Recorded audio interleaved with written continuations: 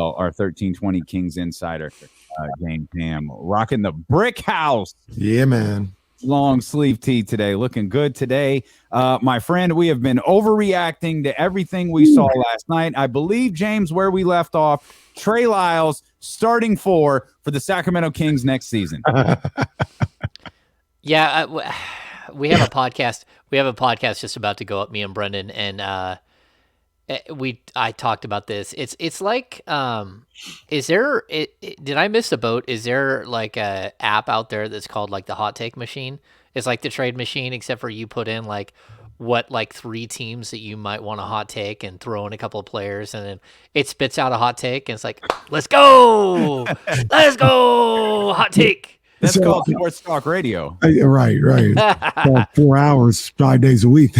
That's right. But I'll ask you, James, what you've seen Trey Lyles for 20 games now. Why can't, and I'm not saying he should, I'm just asking the question, why can't he start in this league? Well, I mean, I think he can start, but like, to be honest with you, if he's your starting 4, you're probably not very good. And that's not like, there's just limitations. Every player has limitations. And he just fits into a bracket of players that if he's your third big, your fourth big, I think you're probably pretty solid. If he's not, I mean, he has some really, really good skills that fit what the Sacramento Kings need. He's a big guy that can space the floor. He can step in and actually really rebound well if you need him to. He can attack the rim. He can bully ball. I like him, but if he's playing 30-something minutes a night and you're running up against legitimate stretch 4s, you're going to get torched. Who, though? How many legitimate stretch 4s we got out here? That's a misnomer. Yeah, no, I don't. I think there's quite a few stretch 4s. I mean, look, if you're going up against, just stay in your own division, like if you're going up against the Clippers when they're healthy, if you're going up against the Lakers when they're healthy, he's going to have trouble. Like that, it is what it is. Well, most of the time it's LeBron James. Yeah, but I mean, when you look around the league, there's a lot of stretch 4s, and if he can't defend the perimeter, it's not just stretch 4s because he's going to get switched. He's going to get switched onto all kinds of guys, and it's not that he's a bad player by any stretch of the imagination. It's just, how is he going to do lateral quickness wise against, guards or starting level guards? I mean, he's going to get switched even, coming off the bench. That's going to happen too. But there's a big difference between starting level guards, starting level wings, and and guys that are coming off the bench. And I think he's perfectly fine coming off the bench. I think he's a solid NBA player. And I think he fits what you want, and he makes you a better team. But now you need a rim running, shot blocking stretch 4 that can do more. And that's where I would put it. And then I understand it. The whole discussion came up where basically I'm like, yo, if you can upgrade 100% and you look aggressively to upgrade at that position in the offseason, for sure. But I was just like, man, Trey Lyles, if you look at the time since he's been here, I feel like he's played well. And some of that has been against the Pacers, the Magic, the Rockets. But some of that was also against Chicago, against Milwaukee, against Denver. Like, he's played well in every setting. And I said, worst case scenario, if you strike out on everything that you try to do at the power forward position, I don't think it's a disaster if you come back with Trey Lyles next year and do it. That doesn't mean you rest on those laurels. You try to upgrade and have him be a backup 4. But from what I've seen from him in 20 games, it's not the worst thing in the world. I don't think. I think for this particular Kings team, with his ability to stretch the floor with the shooting on the offensive end, and he's a better rebounder than I realized, I think he's been good. He's been good. I think he's been good too. But if you strike out there and you strike out at the 2, and you aren't able to, add someone that's equal to Harrison Barnes or greater, run it back, baby. Well, yeah, run it back for 29 wins. Like that's what this team this team post trade deadline will win more than 29. Not saying they'd win 49. They'd win more than 29. It's still not good enough. I mean, that's at the end of the day, if you look around the league and look who you're competing with, it's not good enough. And that's just my opinion. But like, I think that it pretty much will be backed up. Like, you have to add more. This team needs two major pieces in order to really be good. I went through and I broke down sort of their salary cap situation, and like, you get 2 years down the road. So after next season, it gets crazy. The only three people under contract, if Rashawn Holmes is moved this summer, as we expect, the only three people under contract is Davion, De'Aaron, and Sabonis going into. So you got 57 million in dedicated salary when the salary cap's going to be something like 127 million. You're looking at like $70 million in cap space. Like, this team is really, it's built so specific around Fox and Sabonis moving forward, and what pieces will fit around them. And that's how I think we're gonna see this thing play out. James, we saw. How do you like? How does Monty McNair? You could talk about Trey Lyles and Damian Jones and kind of the performances that they have had not only last night, but I think both of those guys have played really well during mostly the second half of the season here. But if you're Monty, how do you evaluate what Davion's doing? Because it's obviously there's no De'Aaron, there's no Domantas Sabonis. The shot's got to come from somewhere. The point's got to come from somewhere. But he's showing us so many things over this stretch that maybe we haven't had a chance to see from him when everyone is healthy. And I feel like there's something to it. I just can't figure out what. Yeah, I think you handle it two totally different ways, on the outside and on the inside. So if I'm Monty McNair, I'm riding the wave. I'm telling everybody this kid is, just absolutely amazing. I'm making sure that this clip just keeps living on again and again and again. Everyone sees this clip, and I'm making his value as high as possible. And behind the scenes, I'm taking a much more realistic approach to Davion Mitchell and what he can do. And I think he's been absolutely tremendous. But he's also been absolutely tremendous with no one else around him that's playing. Like, he's got no Sabonis to share minutes with. He's got no De'Aaron Fox to share all of those shots with. Harrison Barnes is just like faded so hard. He clearly is running on fumes. Again, you got Damian Jones and Trey Lyles all scoring 20-something a game. That's what time of the year it is. We're in that phase of the season. And so while you love to see what he's doing, and you love that he's getting, it's not just that he's getting the opportunity to run the show and really like get some confidence and show you that he can be an elite passer and that he's still a great defender, but he's also able to score 20 plus points. It's not just that. It's at every single game, outside of some outliers where they've got thumped. Every single game is tooth and nail all the way down the stretch. They're going into overtime. He's getting big game experience that you just can't replace. And I think that's so spectacular. But at the same time, if the right deal comes along this summer, he's going to use Davion Mitchell the same way that he used Tyrese Halliburton.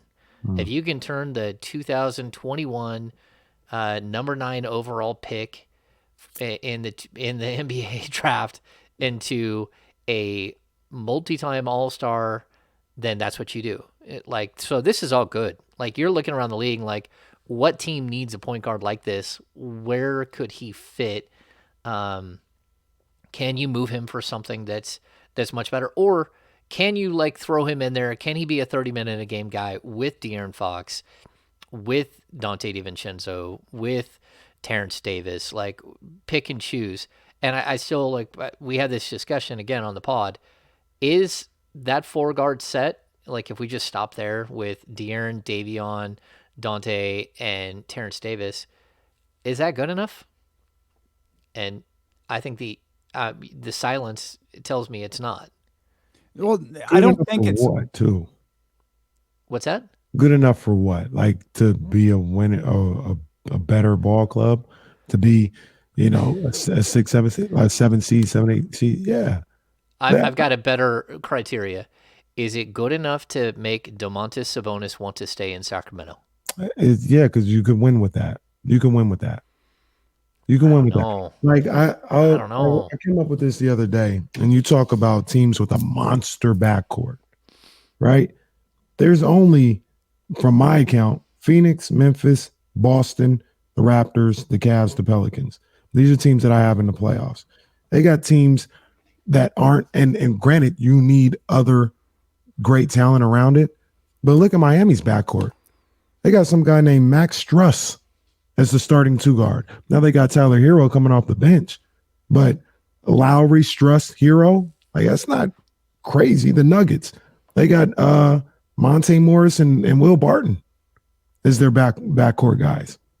Like I looked around because I wondered myself. I said, hey, is this enough? And there's not, like I said, that's 5 teams that I listed that have like backcourts. It's like, yo, you can't mess with these guys.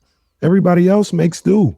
And you got a guy like Fox, you got DiVincenzo, you got Terrence Davis, maybe Davion. I think there's enough talent there where if you can upgrade at the 4, if you can get some out of Harrison Barnes and having Domantas Sabonis, I think it could be enough.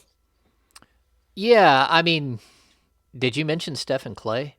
I mean, I know they're old. They're older. But I got them as okay. Did you mention Damian Lillard and what's his name? Why am I drawing? Nobody. Yeah, and Simon. Yeah, no, Simon's a stud. Like that's going to be a tough backcourt. I mean, you can go around the league and you can. I mean, you could even say Luka Doncic and Tim Hardaway Jr. when he's healthy. Yeah, when he's healthy as well. Yeah, and then we can talk about Denver, and you throw Jamal Murray back in there, and Jamal Murray makes whoever's with him much better. So look, I think that we, when you're looking at that, I guess there are some ways that you can look at it and say, well, the Kings aren't that bad. But like if you have Fox as one of your stars and Sabonis as one of your stars, like you have to have really, really solid pieces all around them. And I'm not saying that those players aren't solid, but what I'm saying is, are we guaranteed that any one of the 3 of Davion, Terrence Davis, and Dante would start on any other team? Are they legitimate NBA starters? Dante would. Oh, maybe. He did. Well, he did, but then he didn't. He got hurt. And he lost. He's going to start the NBA finals. Yeah, but he lost his job to guys that was Connington and the guy that looks just like Ted Cruz. Yeah, Grayson Allen. Yeah. There we go. Grayson Allen. Yeah, I mean the tripper, right? So, and I'm just gonna tell you, neither one of those guys are NBA starters. The only reason they are starters is because Giannis, Chris Middleton, Drew Holiday, and Brook Lopez. That's why That's why anyone. I'm not saying anyone in the league could start for Milwaukee, but when you're starting with 4 All-Stars, 4 guys who have been All-Stars, including 1 MVP, that's different. We can talk about the backcourt for Denver, but Denver has a league MVP. There's a lot of things that the Kings can do here, but I think they have to show improvement at the 2. They have to show improvement at either the 3 or the 4, and then they need better pieces. Like some of these players just aren't good enough to move the needle. And hold on, Casey. Hold on, Casey. I know we got to go. I was going to say. Oh. I'm going to tell you why we should have no hope then. I'll tell you that. Okay. Right. Kenny tells us why we have no hope. We argue more with James Ham when D'Lo and KC return here on Sacramento's #1 sports station, ESPN 1320. All right. Clear. I'm going to get up for a second, guys. Yeah, you got it. Sweet. I got dogs, so I'm hoping they're not a pain in the behind. I heard them tiptoeing around there a little while. It wasn't like loud, but I could hear. They're tiptoeing a little bit. I'm slightly concerned with the little one. She's decided she's a bully, so she bullies the pug everywhere. Just absolutely bullies him, and he just he's a little squinch butt. He just doesn't even know what to do. So she'll grab him by the cheek and drag him around. She'll chase him. She's a herder, so that's what she's doing. But yeah, it's kind of sad for a little dude. Yeah, it makes him Get where you're supposed to be. Yeah, get where you're supposed to be. Yeah, he just doesn't get it. He's like, what is happening? How come I'm getting bullied? And yeah, so I have to watch out for it. But now I see she's laying down napping, and the pug is hiding somewhere. Welcome to the King's Beat podcast. Sorry. Hey, King's Beat podcast. Let's go. Yeah, it just published actually. So, yeah, I was just trying to get the link and share it. I've been waiting for checks have been taking forever on the YouTube. So I guess the longer your post, the longer it takes for checks. So not great. James, I'm watching the A's play right now. Oh man. Cactus League ball. Can you name like 6 of them? Not 6. Elvis Andrews. I'm familiar with him. Oh, great. And he's the one that you don't. So Tony Kemp. Tony Kemp, yeah. Laureano's still playing, and then Pache or whatever, however you say his name. I can go around and I can name quite a few. Jed Lowry just signed back. Jed Lowry, yes. Yep. I think that's it for me though. Kemp, Andrews, and Jed Lowry. Those are the only ones, because the other ones would have been Chapman and Olsen, and I don't know any of these new guys they got coming up. They're running like Sky Bolt out there. Oh my. Yeah. So not a creative player there, Sky Bolt. It is a created player, I think. Yeah. Marcus. I didn't know Minaya was still there. Okay. Yeah, Minaya and Frankie Montez is still there. And Trevino's still there. And Caprillion, they're bringing Caprillion up. I like Trevino. He throws a really straight fastball. It gets hit really far on occasion. Yeah, they had Allen backing up their catcher, and their big catcher is... Oh, and they brought back Stephen Vogt, so we believe in Stephen Vogt. Luzardo is not there. Spector, he got traded. Chad Pender, Dare Pender. AJ Puck is still there. There you go. Laser Ramon. Yeah, Sean Murphy. That's why I don't know why I was saying Cole Irvin is back. I didn't know Cole Irvin was back. Yeah. That's just tough to keep up with. Their bullpen, I can't. Jesse, how much time do we have?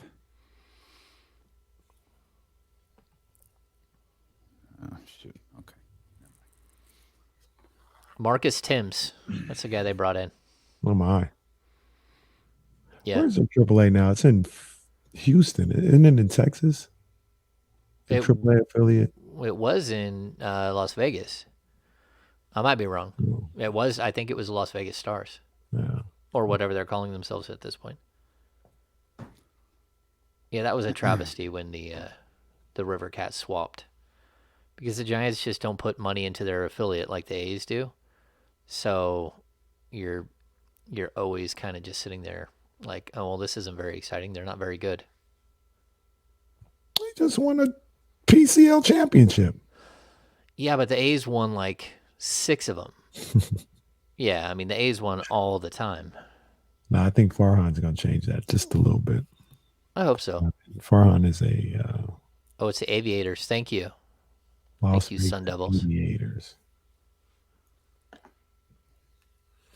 The A's manager is Mark Kotze, former center fielder for the A's and Padres. The Florida Marlins. We're coming back, guys.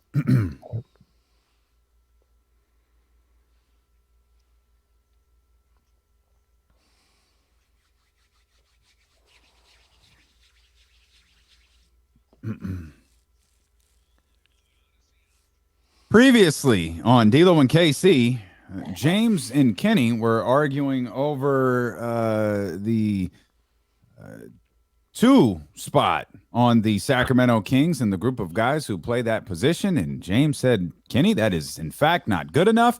Kenny said, I believe that it is. And we were last left with Kenny telling us we have no hope. We got no hope. I'm gonna tell you why, because we hear James. If James is correct, and James isn't alone, but if James is correct, other people feel the same way. They talking about, well, you got to fill the 2, you need to fill the 3, you need to upgrade it to 4. I'm sorry, where are all these players coming from? Where's all this money coming from? Where are these trade assets coming? You don't have enough to if it's really that dire. You don't have enough to fix all that. You got no hope for next year.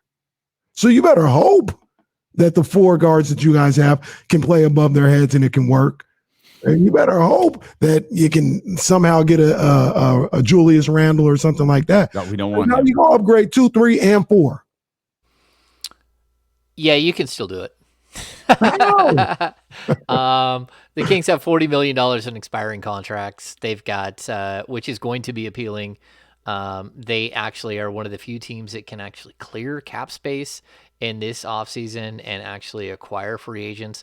I think there's only 5 teams with cap space, and one of those is OKC, who never goes out and spends their money. They just take on someone else's bad contracts. I think that there are ways to do it. You can trade draft picks both this year, next year. You got second round picks.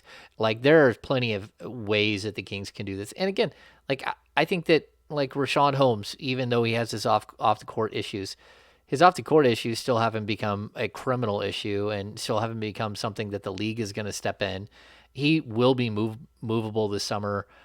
He can still get you a different player of his type of like level in the NBA at a different position. And so, like, you gotta be smart about how you do it, about how you build it. But I still think that, you know, that there are ways that this team can improve greatly this offseason. And one of those is, if you somehow land in the top of the draft, then you can get a player that can change the like course of your franchise if it's in the top 2 or 3.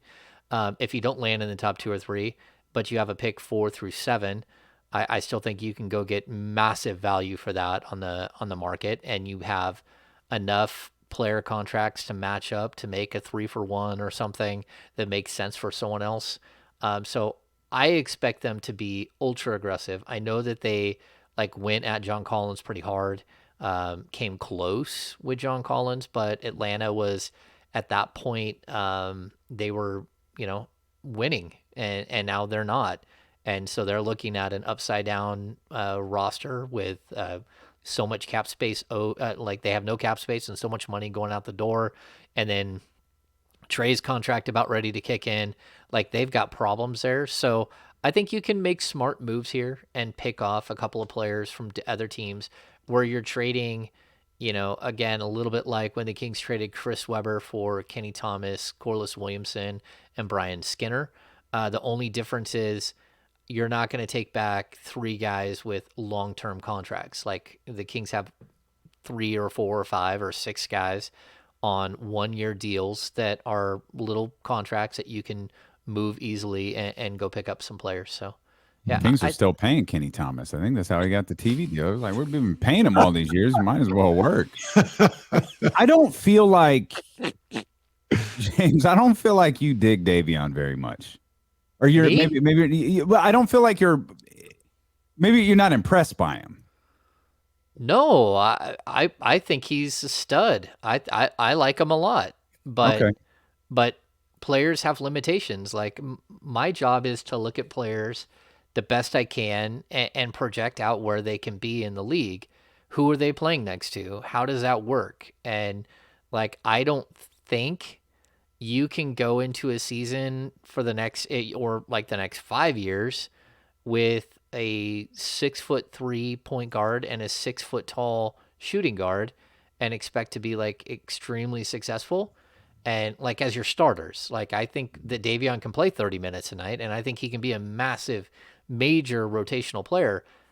But, like, we're watching this kid go out there and put up 22 a night and like 7 assists every game, and you're like, oh, this is amazing.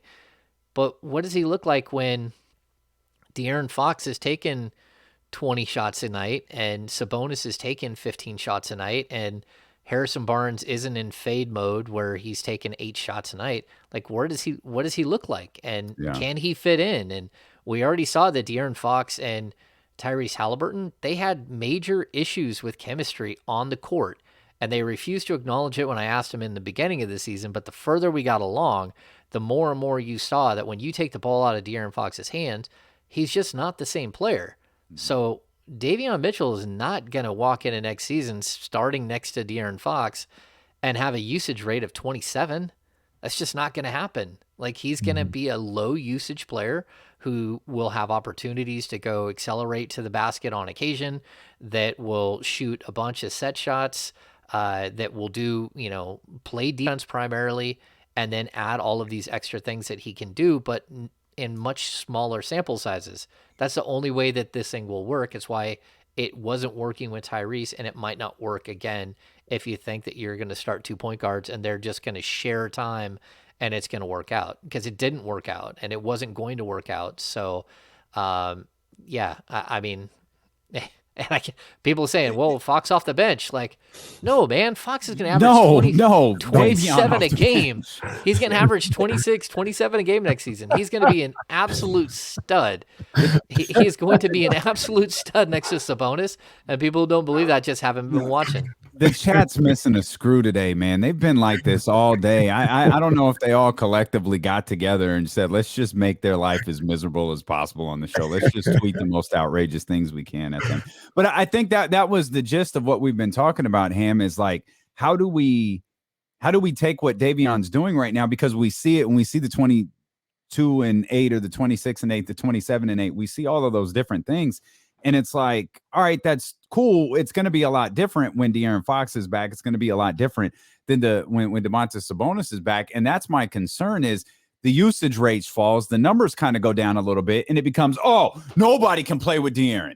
This is all De'Aaron. Tyrese was great without De'Aaron. Davion was great without De'Aaron. It's like, oh, that's not what this is. Even the pug agrees with me. That's why he's coming running in the room. He's with me on this. He's concerned about it too. Yeah, but it's not just De'Aaron. I mean, if you go back to last season with, was it last season where Utah traded for Mike Conley, and Mike Conley and Donovan Mitchell couldn't play next to each other at all? Like, Conley was horrible the first, 30 games of the season, and he's a seasoned veteran. And then all of a sudden you started to see it come together. So, I mean, sometimes you have to give it some time and let it work itself out.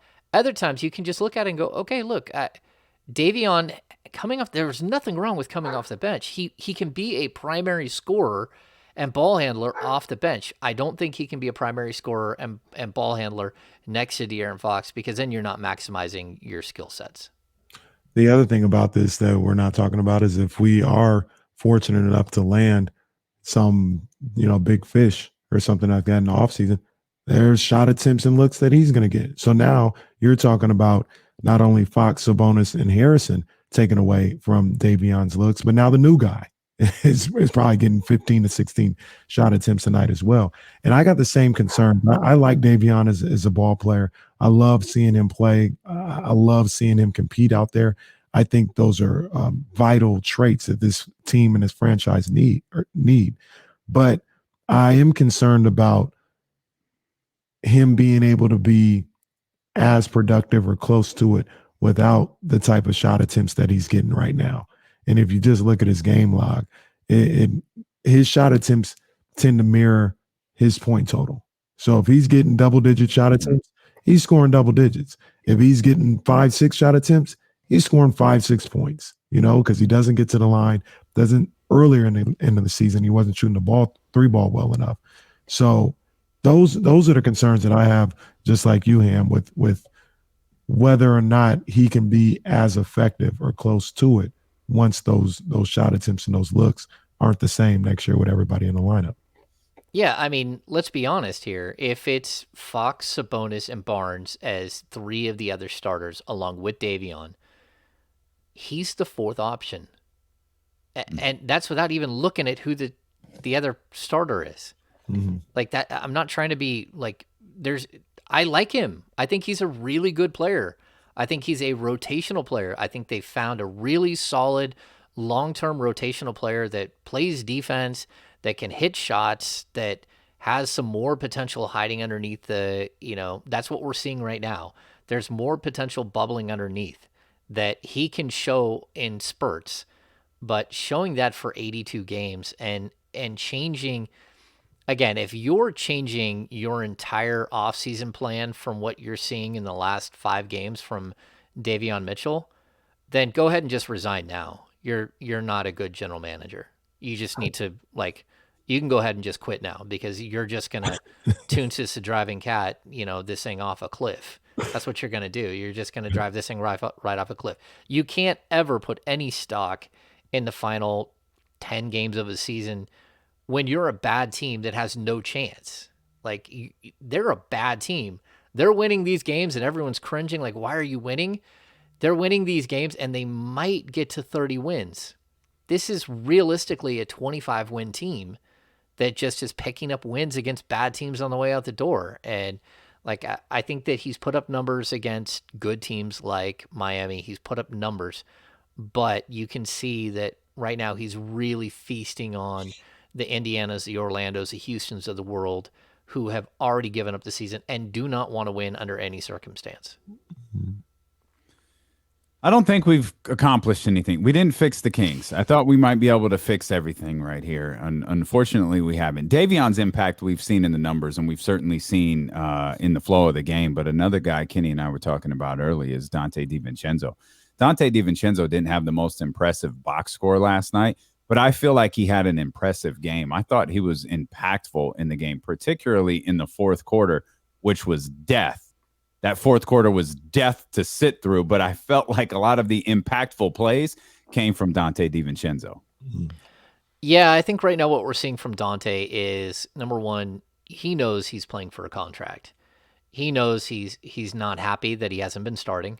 And there is, we can make the argument why there is a reason why he's not starting at this point. At this point, he's not starting because you don't have a backup one, and he's your backup one. So you could stagger minutes and all that stuff. But I think he's really fighting to show that he's back healthy. He's ready. And so what I get out of all of those things is a lot of times it looks like he's trying to do too much.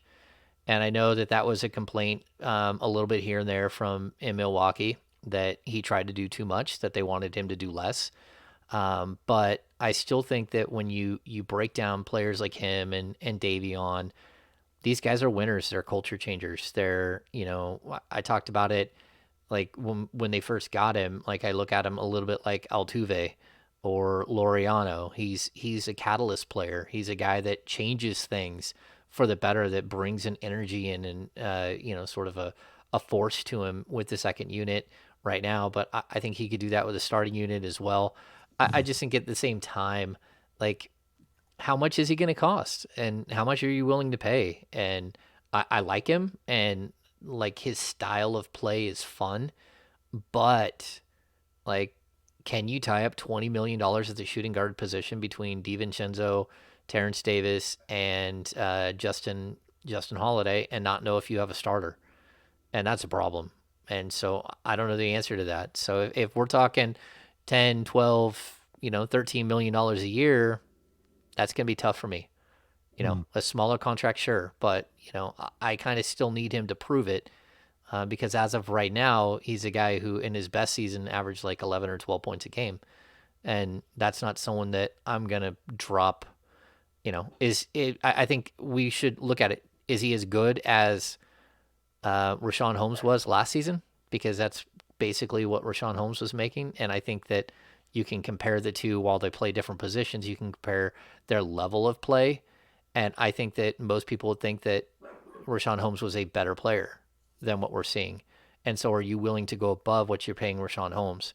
And I think the Kings got him on a deal, but at the same time, if it's a 3-year 24, I'm fine. That's okay for Donte DiVincenzo. We start getting up higher and higher and higher, and I start to pull back a little bit and go, you got to improve that position. I hear you. I don't know. I just look at the market for what it is. And I remember the other day we looked at it. I'm trying to pull it up. DeLon Wright's making $9 million a year. So if you got to pay 11 for Donte DiVincenzo, I don't think that's that bad. Well, he's got to be more than what he's been so far this season, and more than what he was. Yeah, he's going to be the starting two guard. Refer to our earlier conversation. No, I get you. But I mean, he's got to be able to shoot 38% from the field, from three. He's got to be able to give you all the energy that he does and all that stuff. But he still has to be able to shoot 38% from three. And if he can do that, then that's one thing. And that he's done that in the past, so it leads you to believe that maybe he'll do it again. But I also don't need to see a player who's, going into his fifth season and still is trying to show that he's something bigger than he is. Like, be who you are and be really good at what you do and improve in the things that you should be successful at as that style of player. And that's what I'm hoping that we see from DiVincenzo. How excited are you for the weekend? I'm excited. I'm not really excited about a 5 a.m. flight tomorrow, especially since I live an hour. I live an hour away from the airport, so I'm gonna have to leave my house at like 3 o'clock in the morning. That's not gonna be super fun, but I'm excited to be in New Orleans. I like New Orleans. I've been there. I think this will be my fourth time, I believe, fourth or fifth. It's a good spot. I'm a foodie. Me and my wife are foodies. My wife is going with me. We're going as really fans as much as anything else. I will write and stuff on it, but I don't have a media pass. I didn't go. I mean, I could have got credential, but I didn't. So I'm going to enjoy myself for the weekend and kind of take it easy and, take it all in. Watch Coach K's last game. Yeah. Are you, you said you're a foodie. Like, what are you, fried food guy, seafood guy? Like, what you looking for when you go to New Orleans this weekend? Like, we have a spot that we go to. It's one of the Hiltons has, like, I think they're 50-cent oysters during happy hour. And they're like the biggest oysters you've ever seen. So you buy like, 2 dozen. We'll do that. We're going to take a food tour on Sunday, which I'm excited about. So we'll hit some of the nicer restaurants, but it's more like small bites and stuff. So, we got reservations tomorrow night somewhere. Yeah. I like everything. But like, we are foodies. Oh boys. Yeah. I can't even remember the restaurants that I went to. I just remember the fried food platter. So let's get the fried food platter for the table. And they brought this giant platter out, and it was just shiny, glistening, and brown. Like, there wasn't green. There wasn't a vegetable in sight. It was just a platter of deep friedness stacked to the top with onion rings. It was extraordinary. Yeah, I really like all of that, the Southern food. I do. So yeah, I'm down for the food that you got to put a bib on for. Yeah, You got to have a bib on. You got to have a napkin in your lap. You got to have utensils past the fork and the knife. Yeah, like, it goes down in New Orleans. That's a different place. New Orleans is different. It's a really good spot if you like food. I mean, you're just planning on gaining like 5 pounds over the weekend. But yeah, it's a good spot. Yeah. And we go out to dinner with the friends that we're going with quite often, and we end up at some strange, or some really nice spots. Have you guys done the kitchen in Grass Valley? I mean, in Sacramento? I've heard about it. I haven't been there. I haven't. Oh, the kitchen is so good. It's a set menu. You get in, they lock the doors, no one else gets in. It's you have to have reservations way out in advance. Just don't bring your own liquor, bring your own bottle of wine. And the corkage fee is outrageous, but still you're going to spend so much money on liquor. But yeah, we like good food. We like hitting, some high-end restaurants here and there. Nice. Well, New Orleans is good for that, man, and it'll be capped off with some great games this weekend. You're going to have to evaluate talent while you're out there, though, and figure out who the who the best fit is for the Sacramento Kings. Is there a scenario? We talk so much about trading the pick, established veteran. Is there a player that you like now where you could see or you would like to see the Sacramento Kings trade up for? Because we always talk about trading out, but what about trading up? Yeah, I'm if there was any way to trade up to get Jabari or Chet, heck yeah. I'm Paolo is growing on me, but I'm not 100% sold that he works with the current structure of the Kings. And again, that's what we're talking about. Let's just say the Kings do get the 3rd pick in the draft and they draft Paolo Banchero, right? Davion Mitchell now becomes your 5th option in the starting lineup if he's starting. And so Banchero is going to come into the league and average, 15 a game in his rookie season. He's an elite scoring talent, but will he fit? So if you could get somehow up to Chet or Jabari, then I think it's a no-brainer.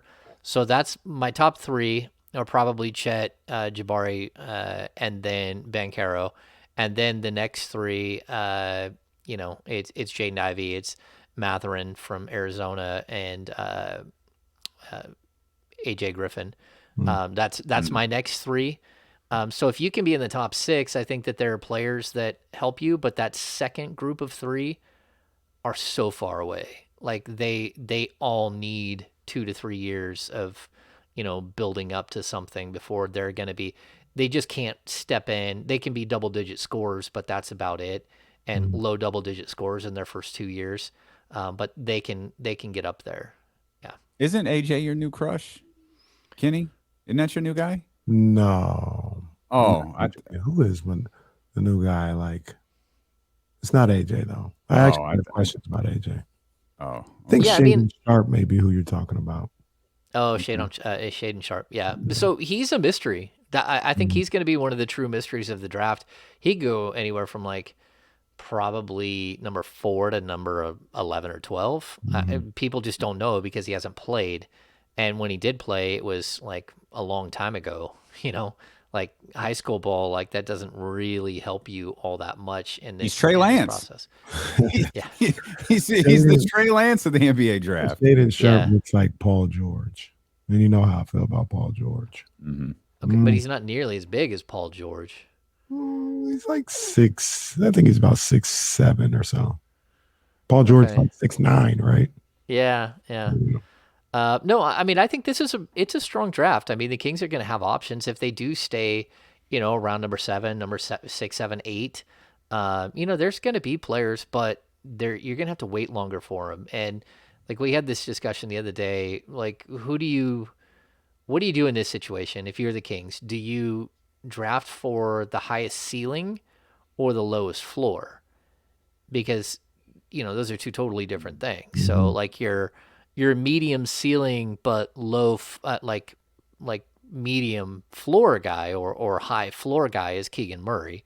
Like he's a guy that is actually going to be a rotational player in the NBA. Whether he's a starter or a plus starter, he's going to have to show. But he's a guy where you're like, okay, that's no risk. Davion Mitchell, very, very little risk. Tyrese Halliburton, like super low risk. Those guys are all like high floor players.